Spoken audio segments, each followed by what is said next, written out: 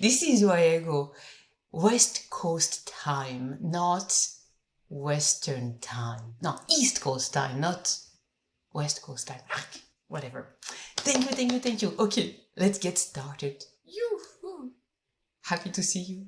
Happy to see you. Connecting all nation. My gosh. Okay. Smiles, I'm in the Philippines. Yeah, therefore it's a good time for you. That's super cool. Alrighty. So it's 7:28 p.m. Really? It's night for you?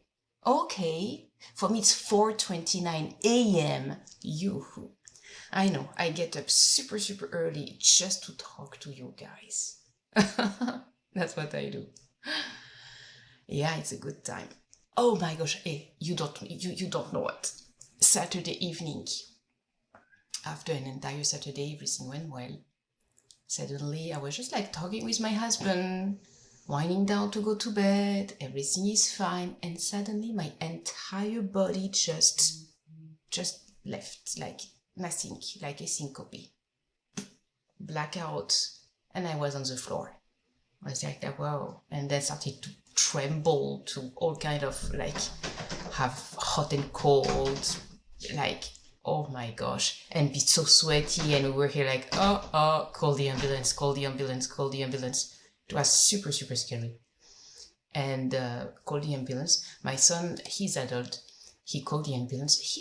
His voice was cracking when he called, and it was like, oh gosh, she just blacked out. So we went to the ER, spent the entire night over there. My husband did not sleep 1 minute. He just like kept on being present throughout the entire night. And then 6 a.m., so really 8 hours later, he actually, so they just let us go back home, asked to follow up with a PCP and a primary care provider, and voila. So basically, it looks like that from all my blood work and everything is healthy. However, yeah. So yesterday I was not live because I was completely out of my normal stuff. But they were super, super nice at the hospital. Super, I mean, oh my gosh, they cared so much. They were so present, so loving, caring in so many ways. It was like, oh gosh. I mean, I did not mind this time. So it worked. It worked. So I'm healthy, I'm alive. I'm back to myself. I slept. Oh my gosh, I slept so much. Thank God you well, thank you. And voila. So it's like, okay, just be well.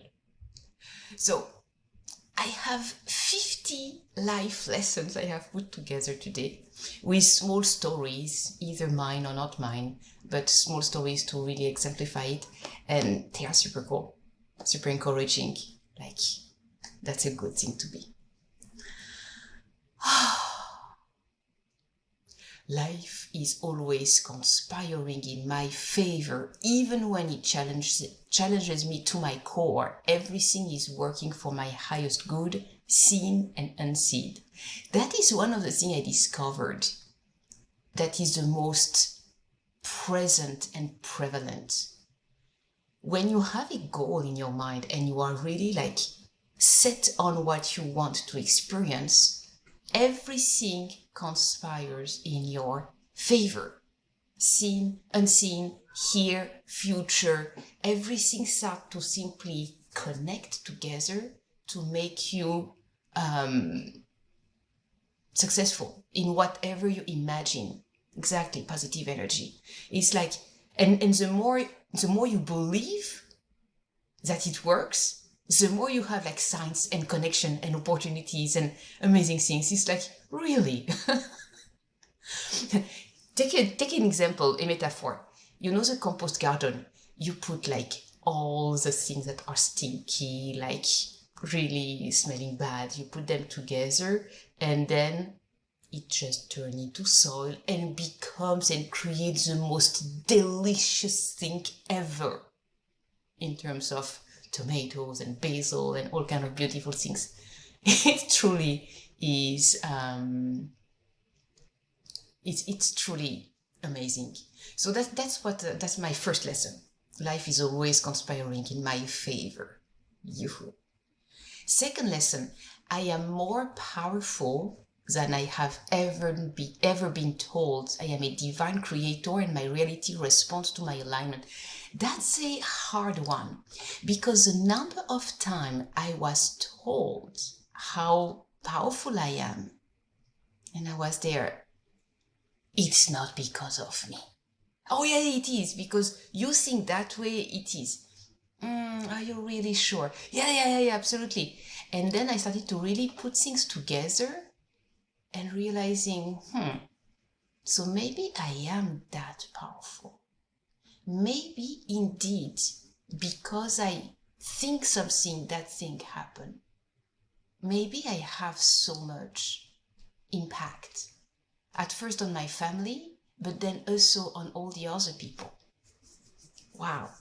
Okay. So I started to believe that and realize that. And the more I believe that and realize that, it empowers me to actually be much more intentional, you know? And yeah. Third lesson, I only say yes to what lights up my soul. Passion is sacred, joy is direction, and purpose is non-negotiable. So that has not always been the case. That one, I learned it over time when saying yes to things that did not light up my soul, right? So by comparison and by equilibrium, I was able to actually find out what was right and what was not right. Okay. Here is an example. The burnout that became a compass. There was a time in my early entrepreneurship journey when I said yes to everything. Interviews, collaborations, offers, speaking gigs, partnership. My calendar looked impressive, but my spirit, nothing. Dull, drained, dimmed. One day I sat on the floor in my office, staring at all my to-do lists, tears streaming down my face, completely overwhelmed. However, none of the things I had on my list was feeling right. And I had lost the spark. I did not want to do that anymore. I had traded sacred alignment for external validation. So now what I decided is that, okay, if it does not light me up, it's a no. From that moment forward, I only chose what sparked joy, even if it looked illogical on paper. I stopped chasing success the way others defined it. I began creating from soul, not strategy, and the magic returned. Opportunities aligned, energy returned, clients flowed in. Not because I did more, but because I became magnetic. Again, joy is not just a feeling, it is a compass. Follow it and you will never be lost. Really think of that. It does matter. When you follow your highest joy, you may do things that you did not think were important. However, when you do the right thing, as I was saying in my first lesson, suddenly you see the entire universe around you, all the things and all the stuff align. Everything aligns, everything just gives you more and more and more of that goodness. And it's like, really? Okay. So it is. Thank you guys for joining in. Just stay around and say hi and engage and tell me where you are writing from. Where are you watching from? What time is it for you? I'm curious about that. What time is it for you? Tell me what time it is right now on your clock. For me, it is 4:38 a.m. I do that on purpose in order to connect with all the people on East Coast and beyond. Or as my friend on Connecting All Nations, she's in Philippines. That's also a cool thing. Okay. Next lesson. What do I have here? I'm just trying to get back. Yes, okay. Lesson number 4. The feeling I am chasing is already inside of me. I choose to embody it now and watch the rest rise to meet. Ooh, that feels good.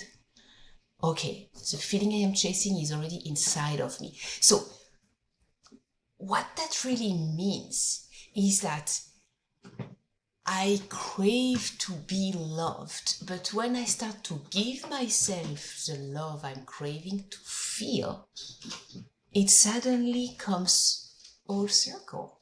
And when I choose to love myself, then when other people love me back, it feels natural, it feels real, it works, and it's beautiful, you know? So when I say the feeling I am chasing is already inside of me, that's one of the biggest life lessons I learned.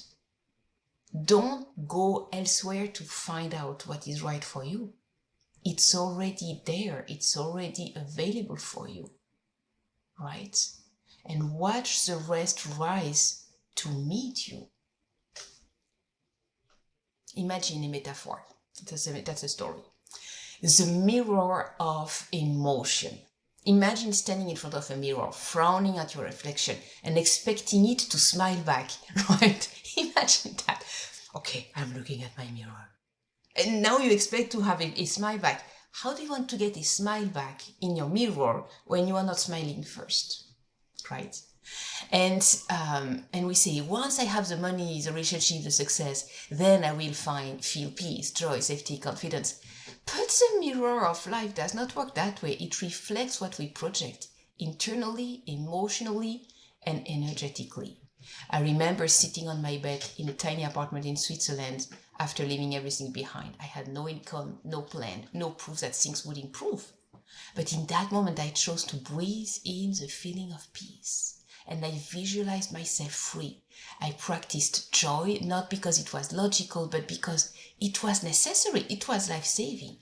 Within days, actually within hours, the next step appears, then the next, and one aligned opportunity after another flowed into my life. That is real stuff, guys. The truth is the universe is not responding to your goals. It is responding to your energy. So first, feel, and then let life mirror it back to you in ways more powerful than your plans ever imagined. So think of it very simple and very clear. Life is only a mirror, mirroring back what you feel is true. So when you place a goal, you do not have a goal that gets reflected to you. Your goal gives you a feeling. This is why visualization is so important, because you put yourself in the wishful field. So when you put yourself in the wishful field and you start to exist for who you are, breathe into it, and what happens? All right, now you have that feeling, and everything that is on that frequency of that feeling that you are radiating is coming to you. As you have your goal in mind, you choose to pick the steps and the opportunities that fits your goal, and you let go of all the others. But everything is always available for you in real time, all the time. Next one, lesson number 5 out of 50. I am my most sacred relationship. I pour into myself first, so I overflow into every other area with integrity. I am my most sacred relationship. Think of it. I remember it was a long time ago. I had already one child, because I got him, I was 19 years old. He's now 27. And I was at work, and my boss was a very spiritual person, a very present, grounded person, already in his 50s or something. maybe 40s, I don't know. And he asked me, who is the most important person in your life? My first answer was my son, of course. And he said, no. And I said, my significant other? No. My parents? No. And I was there. How do you know who is the most important person for me? Well, it is yourself. Oh. And I was there. No, it's not. I am not the most important person. And then he said, then make yourself the most sacred relationship you will ever have. And pour into yourself like you are the one and you are the chosen one. Because that will allow you to now overflow and give to others with integrity. That's quite amazing when you think of it. Here is a small story, the empty cup at the women's shelter. When I escaped my second marriage, I entered a women's shelter with no money, no ID, no phone, just a body and a broken heart, of course. I had spent it so long caring for everyone else, my children, my husband, even my abuser, who was my husband, that I had completely forgotten how to care for myself, right? One afternoon at the shelter, a counselor looked at me in the eye and asked, when was the last time you did something kind for yourself, just for you? And I was there, I had no answer. I realized I had been serving from an empty cup for years, mistaking martyrdom for love. That day I began with small acts of self-honoring, a warm bath, a quiet moment, a walk in nature, a nourishing meal. Over time, those moments rebuilt my identity. They reminded me that I am worth caring for. I am not a vessel to be used, and I am a temple to be cherished. Now, I never pour from an empty cup. I fill myself first, physically, emotionally, spiritually, and from that overflow, I serve powerfully, joyfully, sustainably. Loving yourself is not selfish. It is a sacred strategy. Feel that? Yep. Lesson number 6, time is the only non-renewable resource. I spend it wisely on what truly matters. Time is the non-renewable resource. I mean, that has a multi-layer answer to that. Because your own time of your own life, yes, indeed, that's correct. Do I have any water over here? Not really. Okay, let me take water over there. Awesome. Here I know I have water. Okay.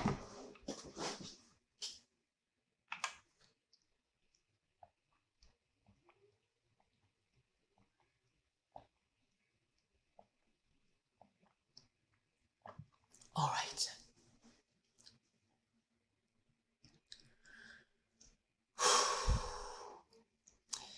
You know, when your time is gone, your time is gone. There is no more, nothing more to expect. However, when you choose to leverage other people's time, because you have a goal, because you know where you're going, because you have something to accomplish, then you can multiply your time, basically, because you accomplish a goal globally with other people. Now, your own time is indeed limited and non-renewable. Is it truly true? We'll see about that. However, what you can do about that is to spend it wisely on what truly matters. Let me tell you a story. The 3-hour walk that changed everything. The night I escaped on June 15, 2013, I walked for 2 hours in the dark. No phone, no wallet, no plan, just one decision. Maybe, just maybe, there is something more to life. A glimpse of hope.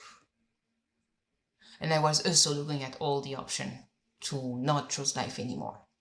I remember every step. every breath, every moment felt eternal and fleeting at the same time. Looking back, I realize now that those 3 hours gave me back the rest of my life. Since then, I have treated time differently. I stopped wasting it on drama, on people who drain me, on obligations that make my soul contract. I began investing it in healing, in love, in purpose. I learned to pause mid-conversation and ask, is this how I want to spend my life force right now? And if the answer is no, I call it quit. Time is not just minutes ticking on the clock. Time is your breath, your energy, your soul currency. I do not manage time, I sanctify it. And every moment I spend from now on is a conscious act of devotion to the life I am creating, the people I love, and the legacy I am here to leave. Right? Okie dokie. My lesson number 7. My dreams are divine assignments. I do not shrink to them to fit this world. I expand the world to meet them. Take that. That's a good one. Right. My dreams are divine assignments. I do not shrink them to fit my world. I expand the world to meet them. So imagine this. When I first answered, I will empower 100 million women worldwide to rise, to manifest the life of their dreams. And I started to share that goal with a few people and a few key people. Around me, the feedback I got was, be realistic, start small, focus on your niche. But my soul said, 100 million women. That's what I'm doing right here, right now. So what they called unreasonable, I called non-negotiable, because this vision was not born from ego, but from fire. It came in the silence, in the aftermath of trauma, in the moment I finally stopped surviving and started remembering who I really am. Therefore, I start to build my platform.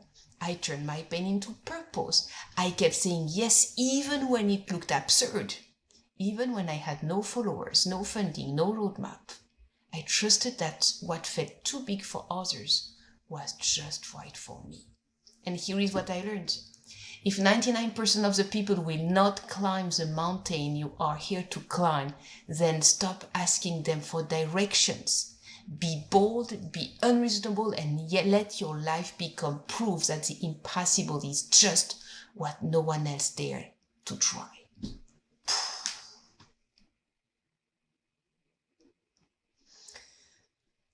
Lesson number 8. When resistance shows up, I know I am working toward power. Fear is often just excitement without breath.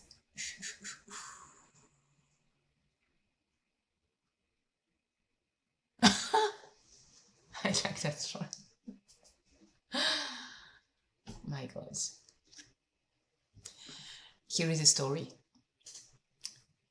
The talk I almost declined. There was a moment when I received an invitation to speak on stage. My first instinct was joy, but my second was terror. My throat tightened, my stomach flipped. I heard the whispers, what if you fail? What if they judge you? What if your story is too much? I almost declined.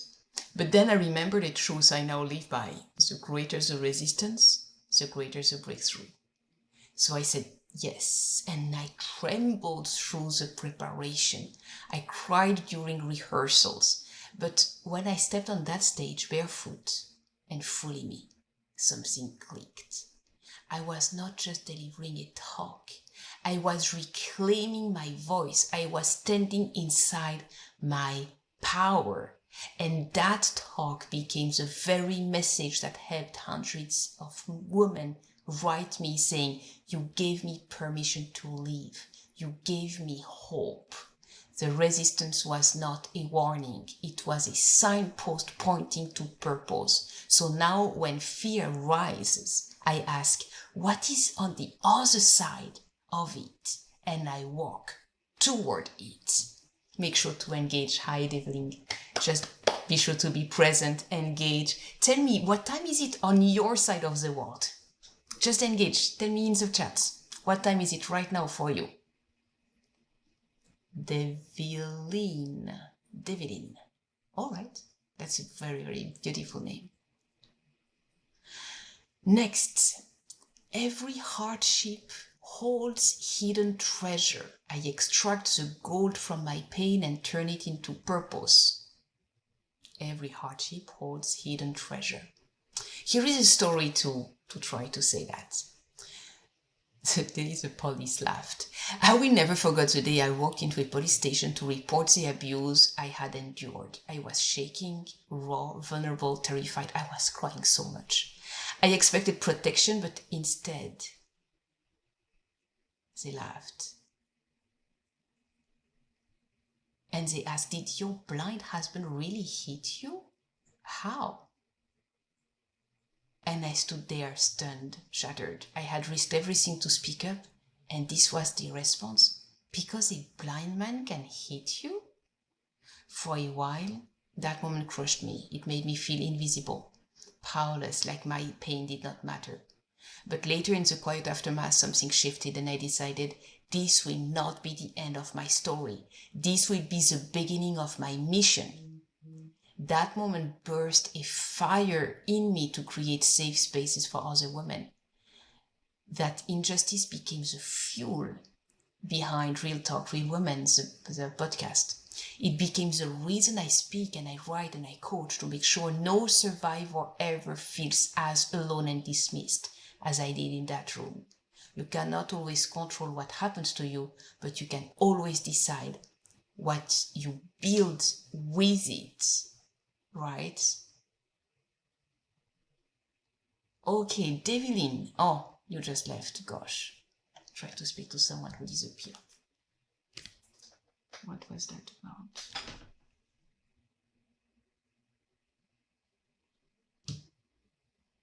I see that. Okay, well, I will continue because I care. Lesson number 10. I become her first, the version of me who already has what I desire. Then everything aligns with her energy.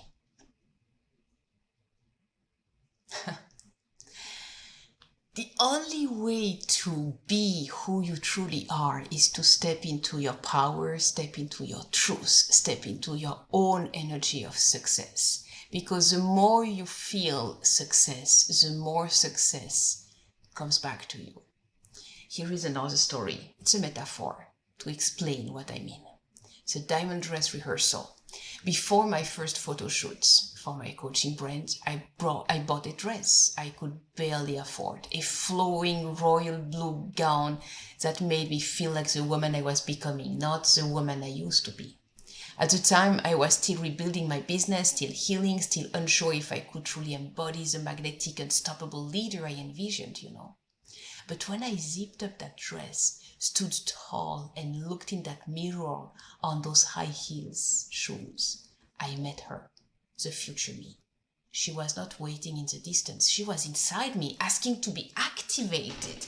That is key in that story.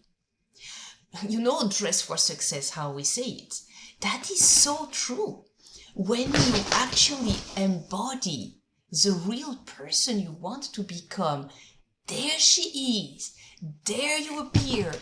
There everything becomes safe, right, and good. Hi, how are you? Beautiful. I become her now through my choices, my posture, my decision, my words. I live from her energy and let the world rise to meet it. Manifestation is not about trying harder. It is about remembering who you already are and choosing to show up as her consistently, before the evidence, before the applause, before the outcome. She leads, meaning the future version of you. Life follows. How good is that?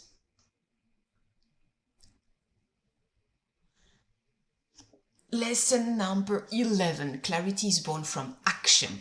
I do not wait until I am ready. I begin and the path reveals itself.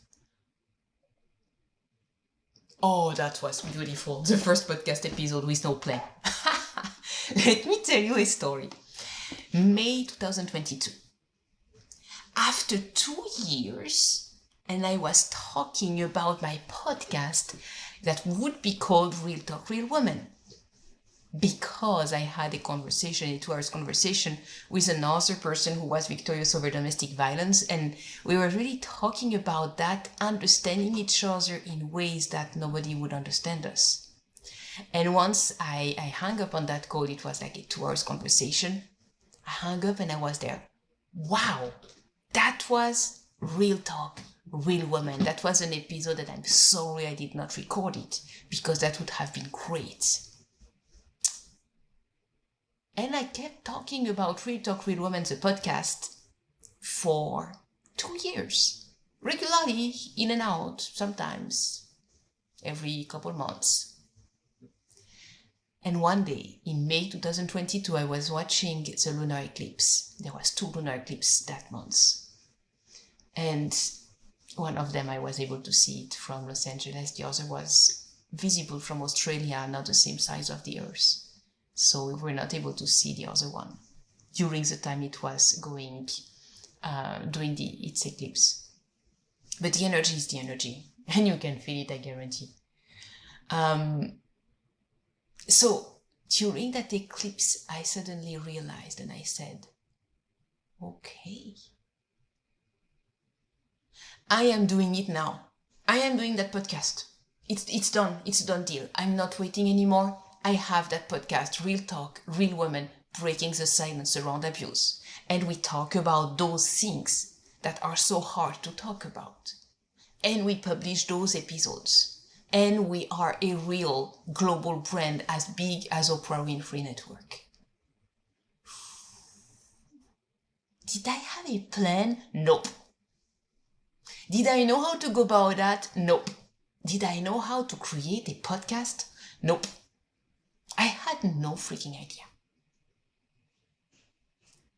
How did Substack come to my legs? On my lap, like to my consciousness? I don't remember. But what I know is that I started to say, I took action. Okay, so let me meet people. Do you want to be guest on my podcast? Do you know how to do a podcast? No, I don't. Okay, and then one person told me, okay, you want guest? Here is a Facebook group full of guests. Thank you. And then another one said, so you want to do a podcast and you're not sure what? Okay, let me give you 1 or 2 hours of my time and I'm going to tell you all I learned while podcasting for 3 years. Thank you. Imagine that. Wow. I received a 3 hours, a 2 hours masterclass and the direct link to connect with many, many guests. During the month of May, I gathered people, 100 people. I did schedule 77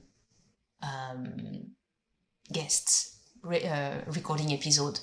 And I had already 35 episodes ready to be published when I published my first episode on June 1st, 2022. Real story. I decided to publish twice a week, so I had already 15 weeks already ready. 16 weeks, 17 weeks, 18 weeks. I was already good. I was already up and running. And it was easy, flowing. It felt amazing. It felt empowering. And one of the things I received that is most amazing beyond all of them, I did not expect that. But the fact of learning and asking those guest speakers, those experts in their field, to talk about what they are so good at, their expertise. It was actually a complete masterclass. I had 2 or 3, sometimes 4 episode recording per day. It went that fast. And we did that. We did okay, very good. And also I had many times an intro call, because I was first connecting with the people before recording anything, to make sure it was a match, to make sure it actually fits the goal of the podcast. I didn't want to simply take on everyone. I wanted to publish a story that is worth going on, real talk, real women breaking the silence around abuse. And I wanted to have strong, powerful, visionary women who have prevailed over some sort of abuse. It doesn't have to be domestic violence like me.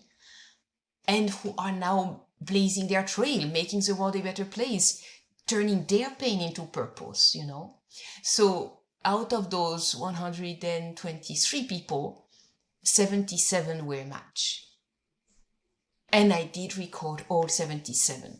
I was good until the end of that year.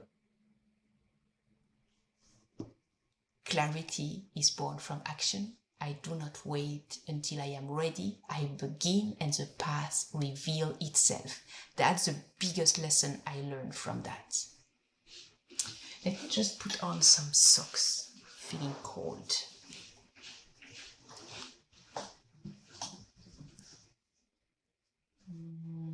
Here.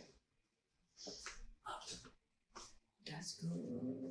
And I have maybe that one. Awesome. Great.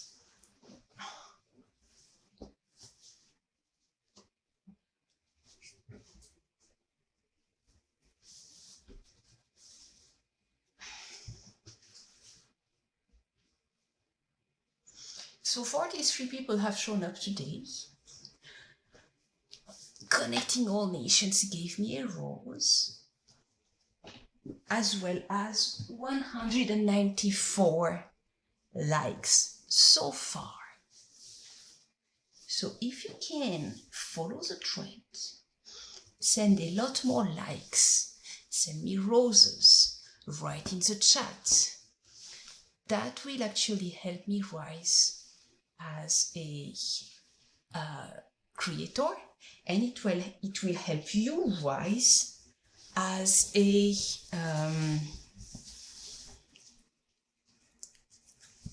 in the audience. You also rise who is the best audience to be somewhere.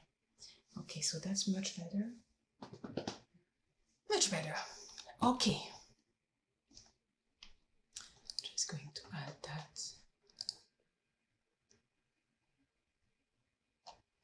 All right. Lesson number 12. Procrastination is not laziness. It is misalignment. Web.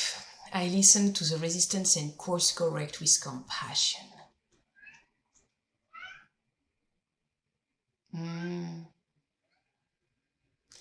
So that procrastination is not laziness, that's a fact.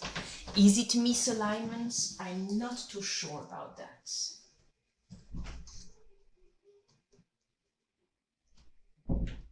All right, just open to my cats. Yoo-hoo.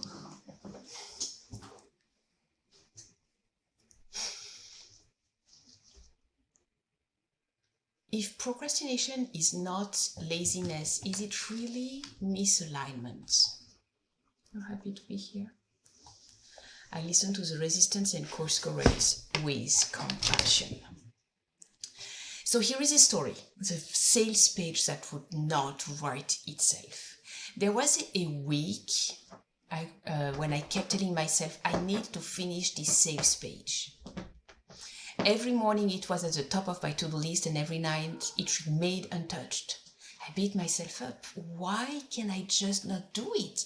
Then I got curious and I asked, what about this doesn't feel right? And the truth poured in like a flood. I realized the offer I was writing about was not aligned with my heart anymore. I had outgrown it, but I had not given myself permission to admit it. I was trying to market something that no longer felt authentic. That procrastination was not a flaw, it was a feedback. The moment I let go of the old offer and wrote from my current truth, the page practically wrote itself in one sitting. Clear, alive, joyful, free. Procrastination is never the problem, it is the messenger. Listen to it, love it, let it guide you back into alignment. That is true. When you just allow it to be what you need it to be, meaning the messenger. When you don't want to do something, you're not doing something, there is a reason for it. You just entered. Are you kidding me? Hey, you just entered. Joyfully. You already want to go out?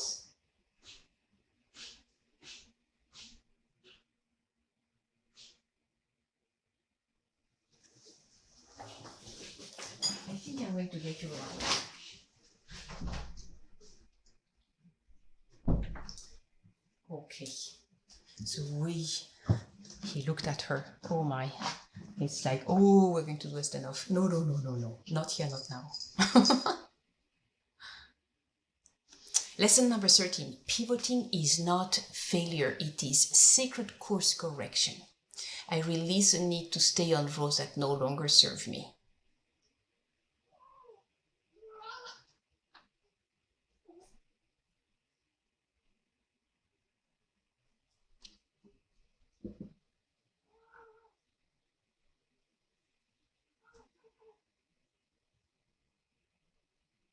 No, not that story.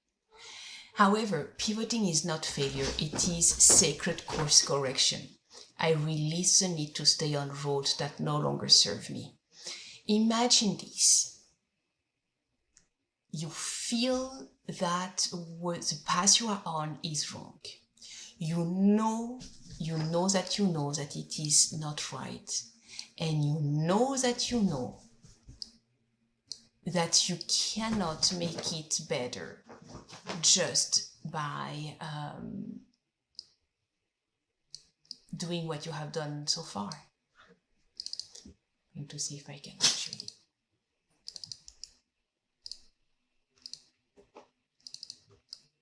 Can I change it? I believe I can. No? How about that?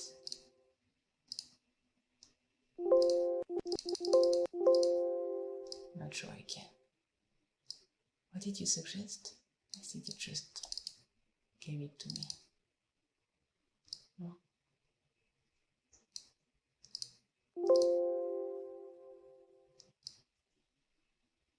That's quite amazing when you look at it. Okay, if I make it larger,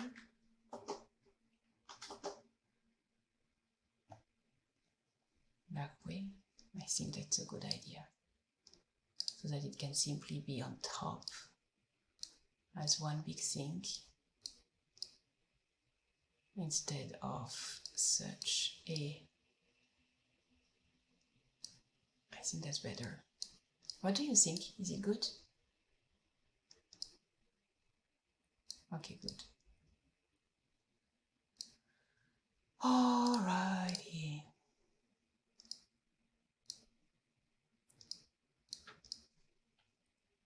Nice. Okay.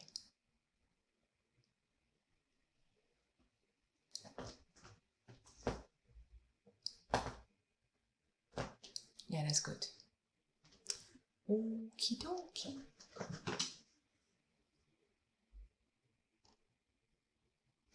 Next lesson. Patience is a portal to grace. I do not rush what is sacred. I trust the timing, even when it tests me. Here is a metaphor. The butterfly in the cocoon. There is a reason we do not cut open a cocoon to help a butterfly emerge. If we do, the wings never fully form. The struggle is what builds their strength. The waiting is part of the becoming. There was a season in my life where I wanted everything to happen now. The funding, the breakthrough, the audience, the big stage. I felt like I was doing everything right, but nothing was moving fast enough. One day in prayer, I heard this whisper from within. If you rush the fruit before it ripens, you will spoil the harvest. So I paused and I slowed down. I stopped measuring my progress in days and began trusting the unfolding of divine rhythm. And when things did come together, it was with a flow, a force, and a favor I never could have manufactured by hustling. Patience is not passive, it is potent. It is choosing to be in rhythm with the divine, not in reaction to the world. Trust that what is meant for you is on its way and that the weight is strengthening your wings. How do you like this one? Was it good?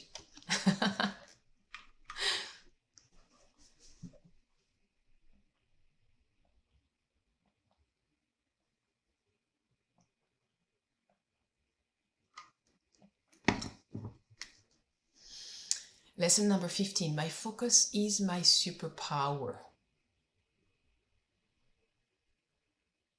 I direct it with intention because what I focus on expands.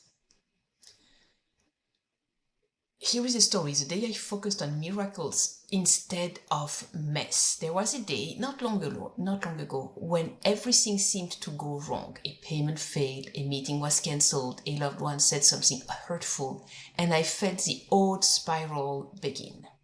Right? Hi, Deborah. That's fabulous to have you here. You can engage. Tell me, what time is it on your side of the world, Deborah? Let us know in the chat. Then I paused, took a deep breath and asked, what am I focusing on right now? The answer, everything that felt broken. So I decided to redirect. I walked outside, put my feet on the earth and named out loud 10 things that were working in my life. My breath, my health, my home, the client who did show up, the messages of encouragement in my inbox, the bird song above my head, and I could go on and on and on and on. Within 30 minutes, my energy shifted. And do you know what has changed? The meeting was rescheduled with a surprised opportunity. A new client paid in full, and the loved one sent an apology. It was not magic, it was alignment. Where your attention goes, energy flows, and the reality follows. You are the one holding the lens. Choose to see through power, not panic. Focus is not just a mental habit. It is a spiritual discipline. Breathe.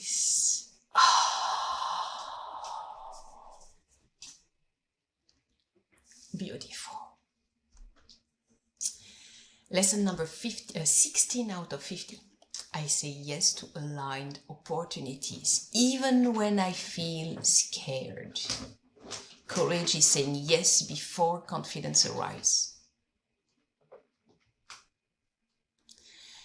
Here is a story.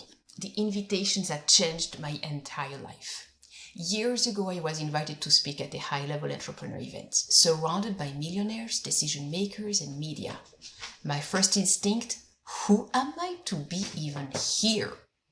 I almost said no, but something inside of me said, if it scares you, it might be exactly where you belong. So I said yes. And I showed up with my knees shaking, my heart pounding, my voice quivering, and I stood in my truth. That single yes opened doors I could have never planned for. Strategic partnerships, media coverage, clients who said, I felt you before I even heard you. It was not about perfection, it was about presence. If I said no, simply because it scared me, I would have missed the opportunities that expanded my mission overnight. Now when I stand on the edge of something new and the fear rises, I ask, will I look back one day and say, I wish I had, or I'm glad I did it? Every yes you say in alignment will rewrite your future. Even if you shake, say yes.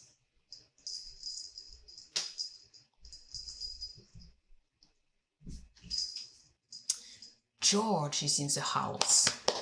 Welcome, welcome. Lesson. So George, tell me in the chat, what time is it for you on your side of the world?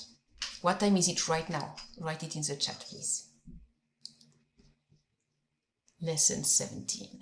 Gratitude is my frequency of miracles. I give thanks for what is, what was, and what is yet to come.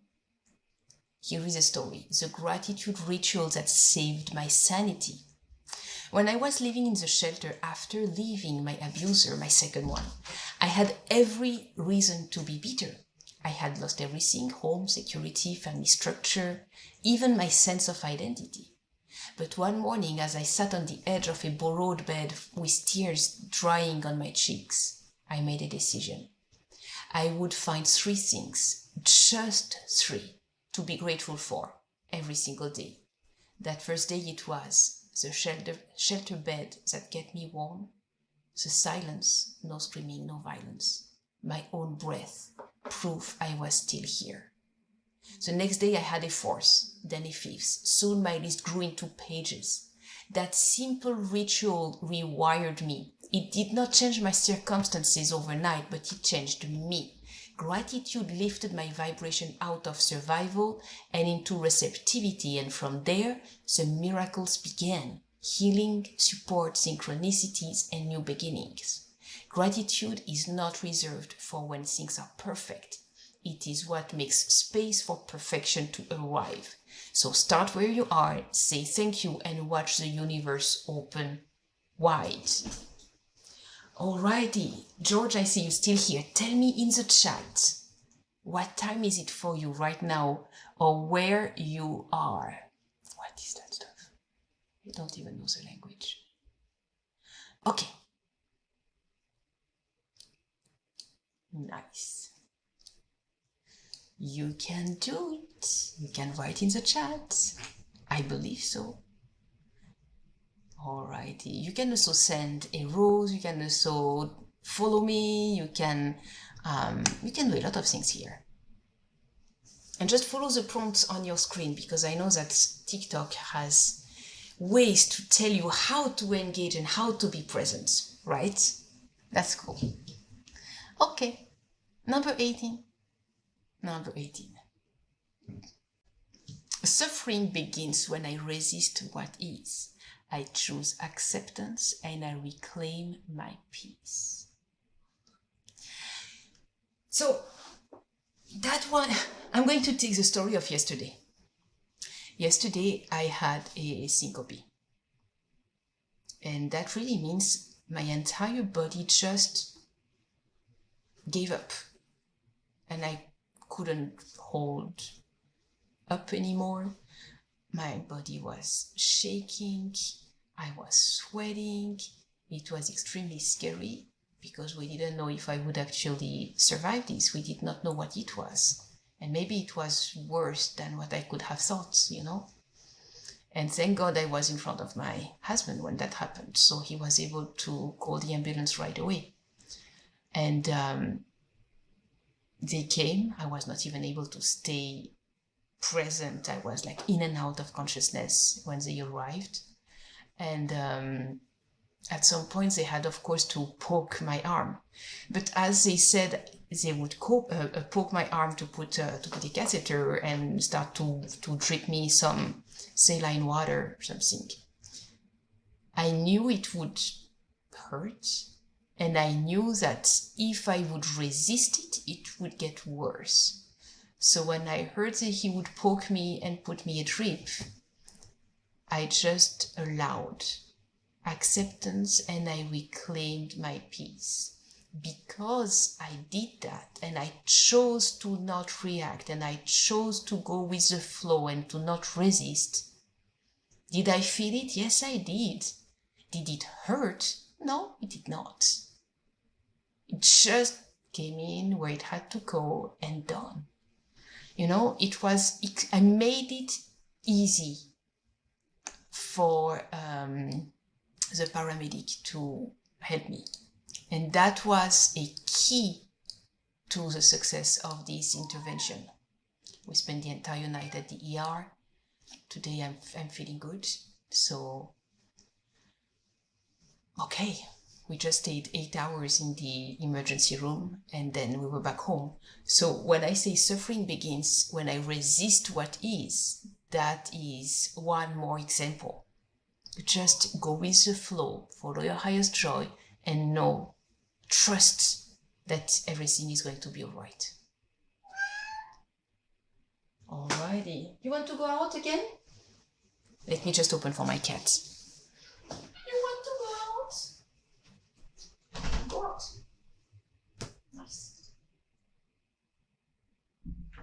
Okay. I did not leave. I just opened the door. All right.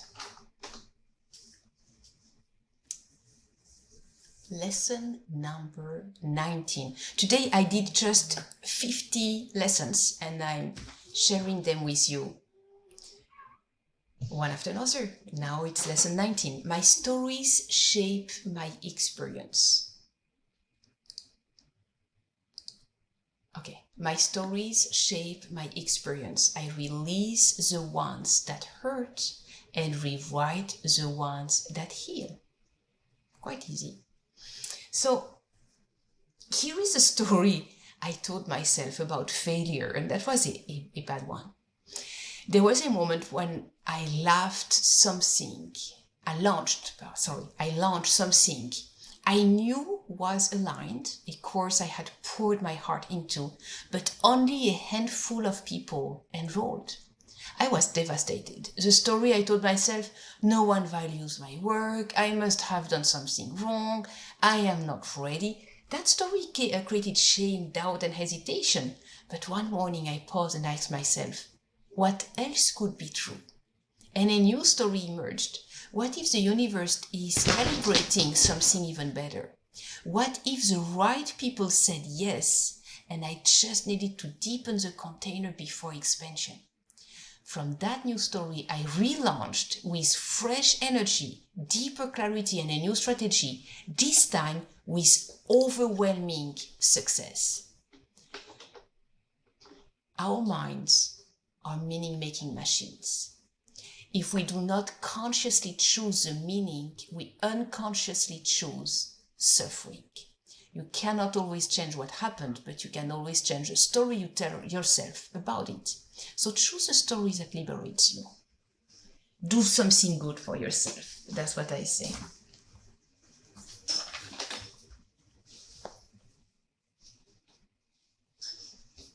All right.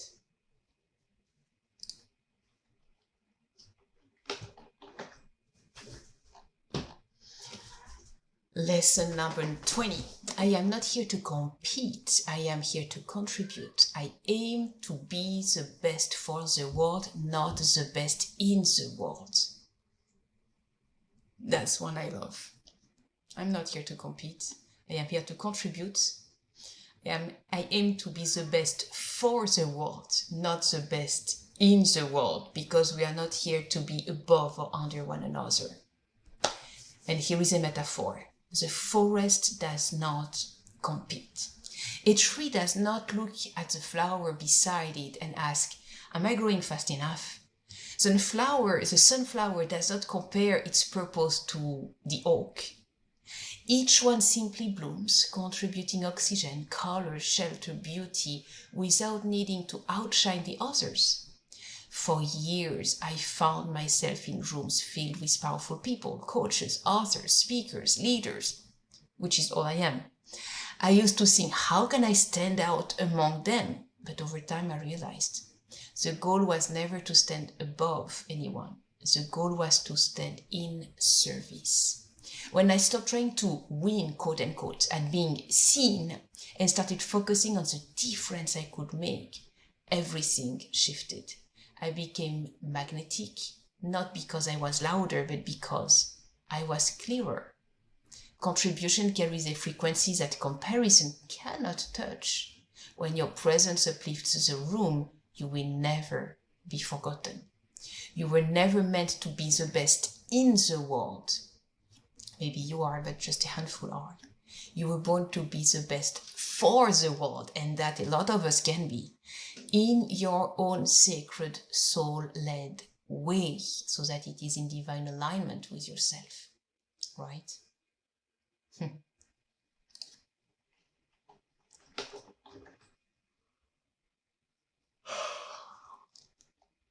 Lesson number 21.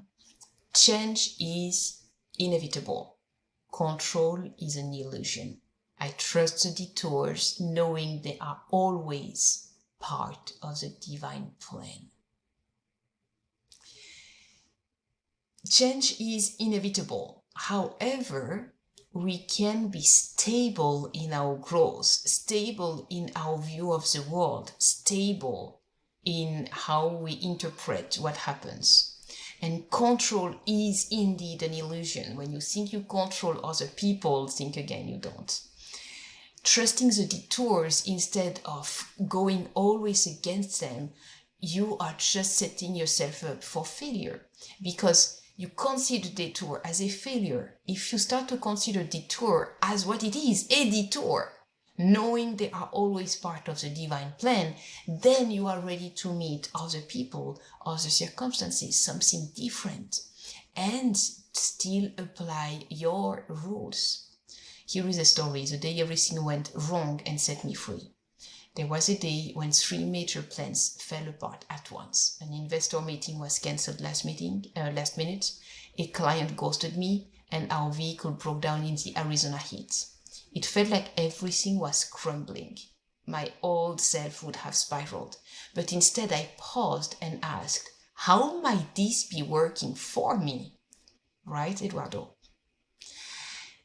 That evening, grounded and still, I had a call with someone I had not even intended to speak to that day. That single conversation opened a gateway to immediate opportunities that changed the direction of my business. If everything had gone as planned, I would have missed that. So now I understand. What feels like chaos is often divine choreography. Plans shift, people leave, timelines bend. But when I hold my vision with open hands instead of clenched fists, I allow space for something even better. I do not fear the unexpected anymore. I embrace it as a portal.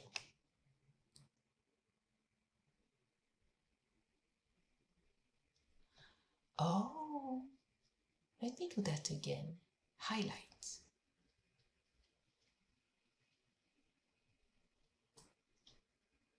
Okay, if I click that,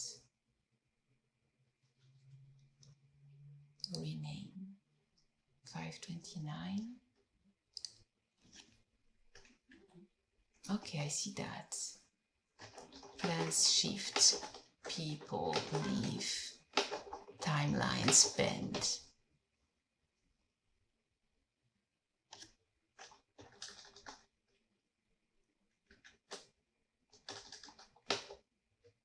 Timelines bend. Because sometimes I hear things that are so good I want to actually share them. Are you ready? Lesson number 22. My past does not define me, it refines me. Every experience is a teacher shaping my purpose. From wounds to wisdom, that's the story I'm going to tell you. When I was still deep in survival, I used to wish I could erase my past. The abuse, the silence, the trauma, the nights I cried myself to sleep. I thought, if only I could have started from love instead of pain. But then as I began sharing my story publicly, something remarkable happened. A woman reached out and said, healing you gave me the strength to live. You showed me that healing is possible. In that moment, I realized my scars had become a roadmap for someone else's liberation. The very things I once wanted to hide became the reason I was trusted, respected, and followed. Your past is not a disqualifier, it is a credential. Not because you are defined by pain, but because you chose to rise from it with grace and purpose. There is nothing wasted in your becoming, not a single chapter, detour, heartbreak, or fall. The pain did not make you weak, it made you real, relatable, resonant. Own it, use it, let it shine through your mission. Ooh, that feels good. Right? Absolutely.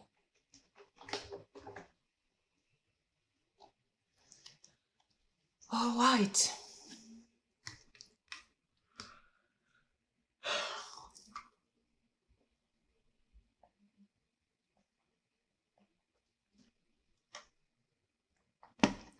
I wonder if you get a notification when I wave at you afterward when you are not in the chat anymore. And I would imagine that you do receive a notification for that. So if yes, and you want to come back, let me know in the chat that you did receive a notification from me. Because you showed up, even if it was for a few seconds. Fabulous. Connecting all nations. I think it was Marvellous. Oh gosh, I forgot her name. It was Marvellous. Okay. Lesson number 23. I rise higher by surrounding myself with people who stretch me, elevate me, and reflect my next level. Right? I rise higher by surrounding myself with people who stretch me, elevate me, and reflect my next level. One of the things I do, I receive. By the way, I can open the door, because the window, because now there is light outside.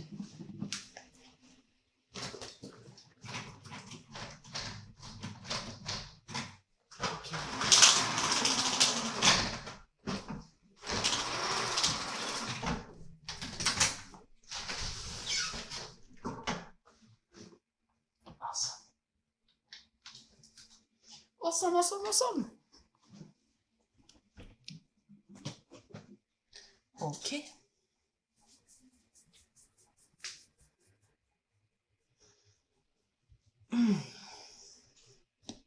I rise higher by surrounding myself with people who stretch me, elevate me, and reflect my next level.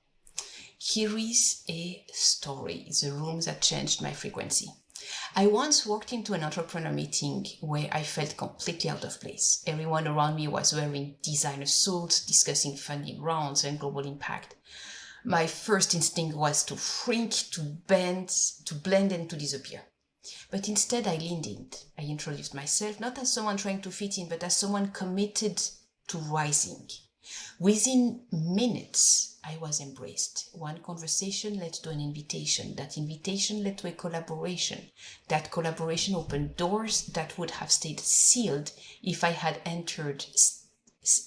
stayed in quote-unquote safe rooms. Being the smartest person in the room may feel comforting, but it keeps you small. When you stretch into bigger spaces, you activate dormant parts of yourself. You see what is possible. You feel yourself expand just by proximity. It is not about chasing status. It is about choosing environments that mirror your vision, not your limitations. The right room does not just accept you, it calls you forward. How do you like it? Right? Does it feel right?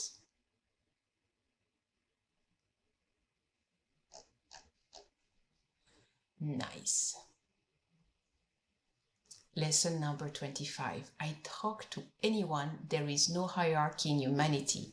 We are all souls in motion, worthy of connection. Here is a story. The conversation with a billionaire in the elevator. I once found myself in an elevator with a man whose name I had seen on books, news articles, and business magazines. He was a billionaire, the keynote speaker of the event, and surrounded by an aura of status and mystery. People usually froze around him, whispered, watched. But in that elevator ride, I looked over and simply asked, "How do you stay grounded while carrying so much responsibility?" His eyes softened, he smiled, and for 2 minutes we had the most human conversation of the entire conference about balance, about burnout, about the pressure to perform. Later, he thanked me for speaking to him like a person. That moment taught me this. People are just people.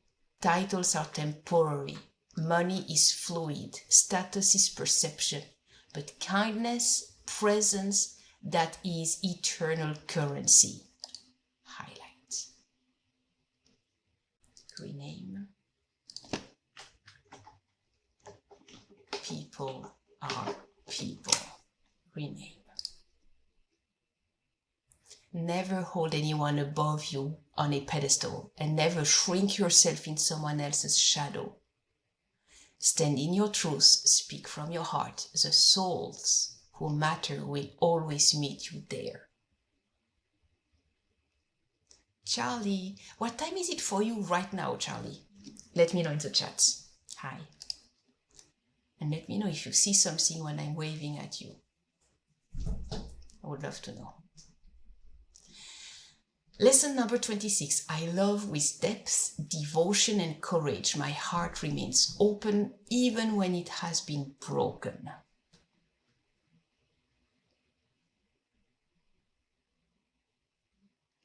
Here is a story. The first time I let Sasha in. Sasha is my third last and dream husband.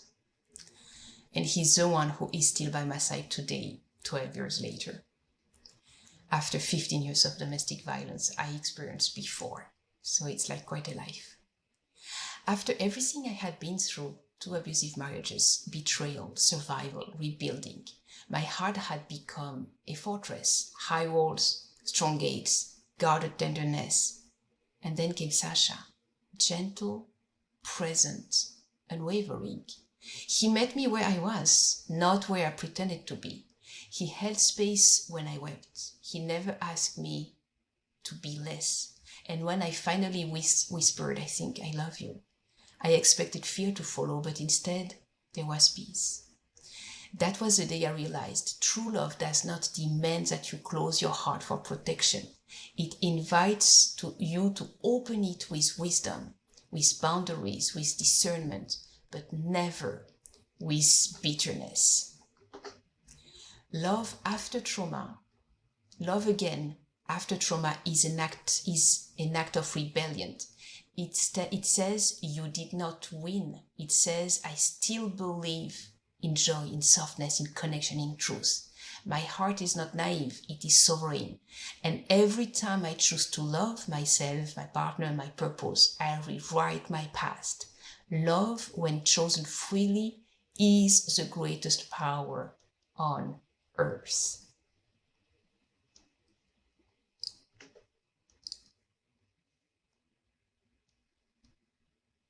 Lesson number 27. I trust my body. I am the CEO of my health. No one knows my truth more intimately than I do. Hi Steve, what time is it on your side of the world? Here is a story. The hysterectomy that set me free. For years, I knew something was not right in my body. Pain, discomfort, exhaustion, dismissed again and again by doctors. They told me it was stress, hormones, it was normal, quote unquote. But I knew better. After decades of carrying trauma in my womb space, emotionally, energetically, physically, I made a powerful decision to reclaim my body, my peace, and my autonomy. On January 10, 2025, I had a full hysterectomy by choice. Not because someone finally approved it, but because I had nothing to prove. That surgery marked the end of a cycle of suffering and the beginning of full embodiment. And here is what I now know. You do not need to explain your pain to be believed. You do not need to justify your choices to be empowered. Your body is not a battleground. It is a temple. And you are the one who gets to decide what honors it Always seek wisdom, but never surrender your sovereignty. You know your truth, and that knowing is sacred. Nice. Rename hysterectomy.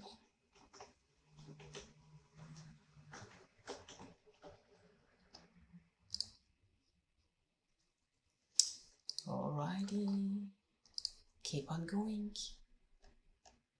I wonder why people just come and go and do not interact, except those who know me before.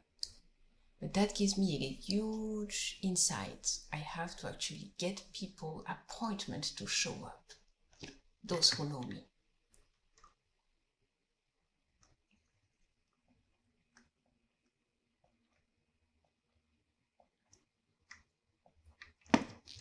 Lesson 28.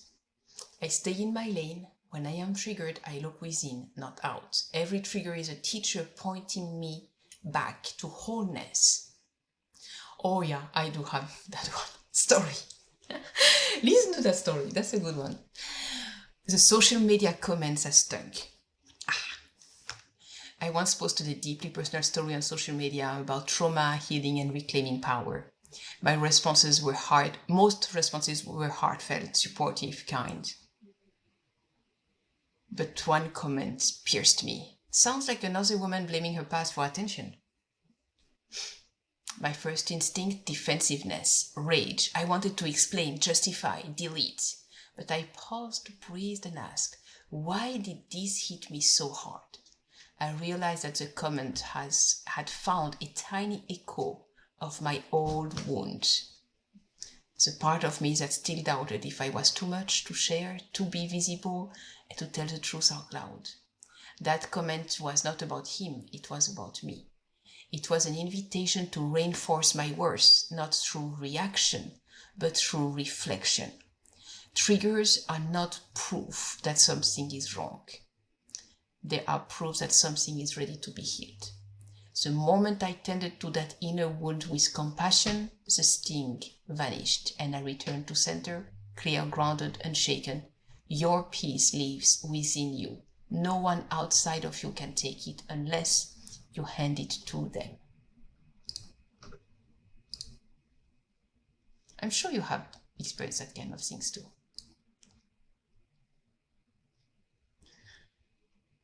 Mon Dieu. Lesson number 30. When people show me who they are, I believe them. I honor truth over potential and actions over promises. Yeah, I learned that the hard way. People tell you who they are, believe them. I honor truth over potential and actions over promises. They show you who they are. They tell you who they are.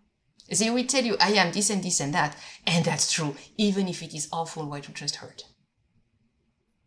Here is a story. The apologies that never changed. There was someone in my life who apologized often. Tearful promises, sworn changes, dramatic declarations of love and regret. But every apology was followed by a repeat pattern. Silence, gaslighting, blame, harm. For years I held on. Not to reality, but to potential. I believed in who they could be if only they healed. I clung to the idea of who I thought they were underneath the wounds.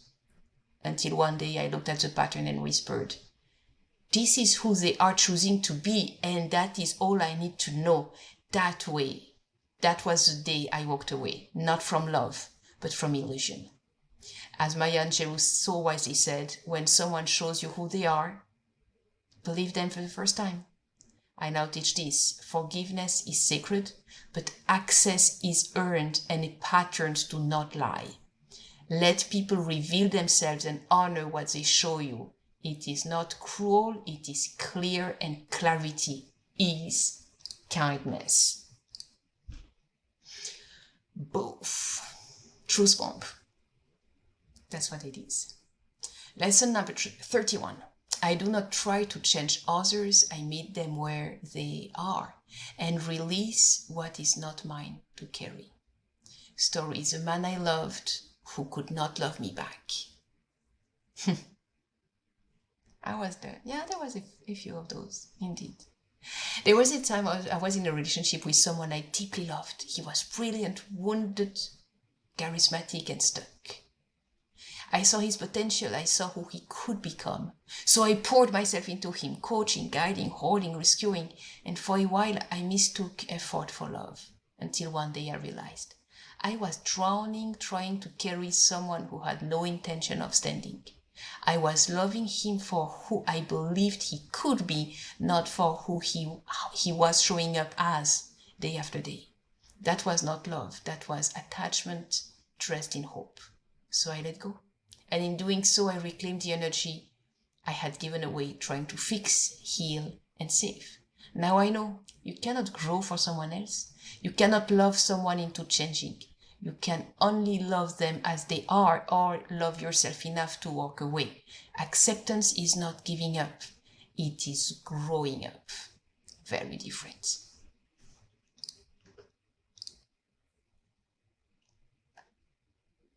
Lesson number 32. When I feel judgment, irritation, or rejection, I look within.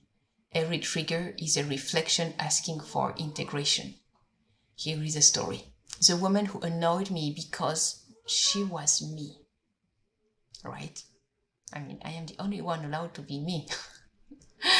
There was a woman in a group coaching circle who rubbed me the wrong way. She was loud, bold, always taking up space, always talking about her success. I found myself judging her silently, sharply. She's too much. She just wants attention. But then, during my journaling that evening, something cracked open. I wrote, what about her is triggering me? And honestly, when you ask yourself that question, it changes everything because it gives meaning to something that is triggering. And the truth poured out. She is unapologetic in ways I still fear being. She owns her voice while I am still afraid to be too visible.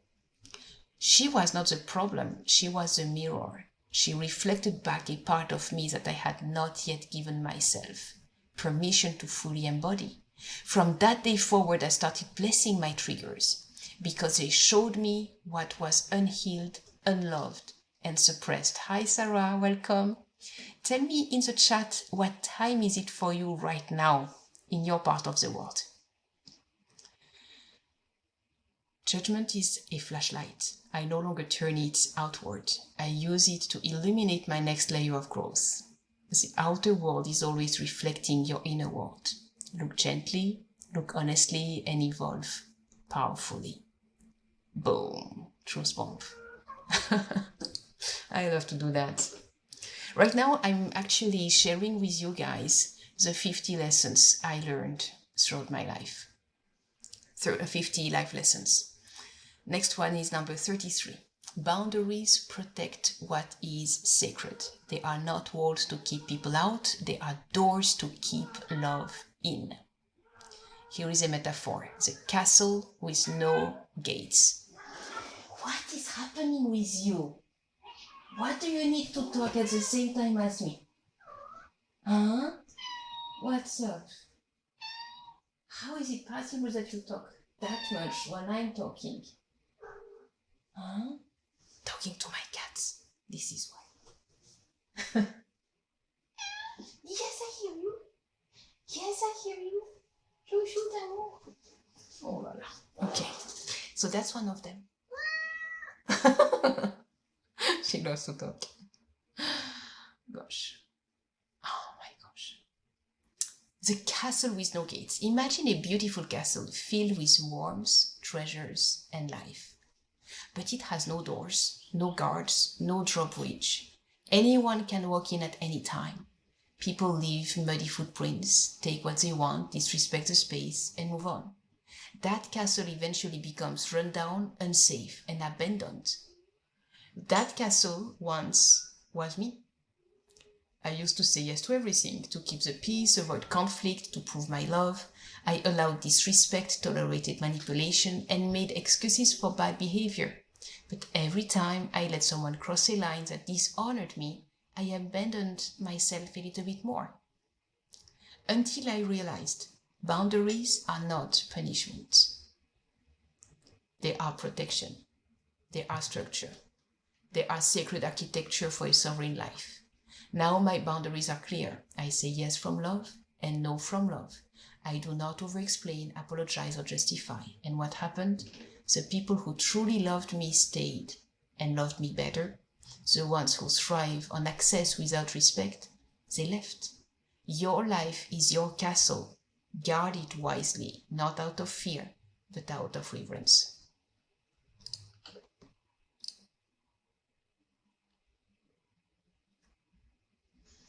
And Sarah left. God knows why. I can wave at people. I would love to know if that actually served anything at all.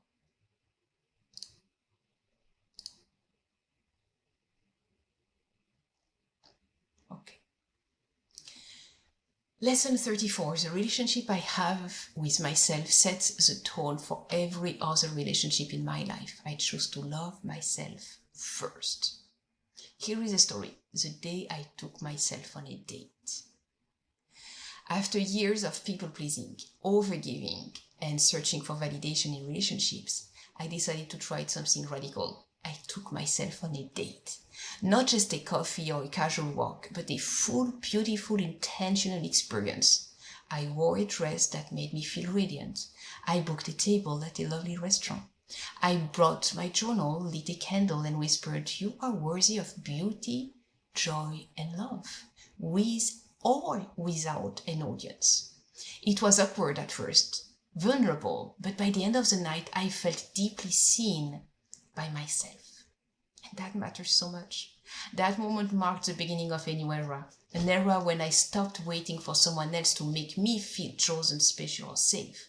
I gave that to myself, and from that space of self-honoring, the way I related to everyone else shifted. Partners, clients, friends, even family. Because when I am rooted in love within, I no longer seek it in places where it is not freely given. Your relationship with yourself sets the tone for your entire life. Make it the most tender, passionate, unwavering connection you ever build.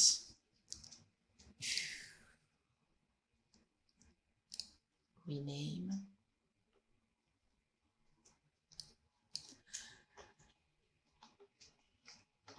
Take myself on a date. Nice. Awesome. Awesome, awesome, awesome. Okay, I'm going to leave you here.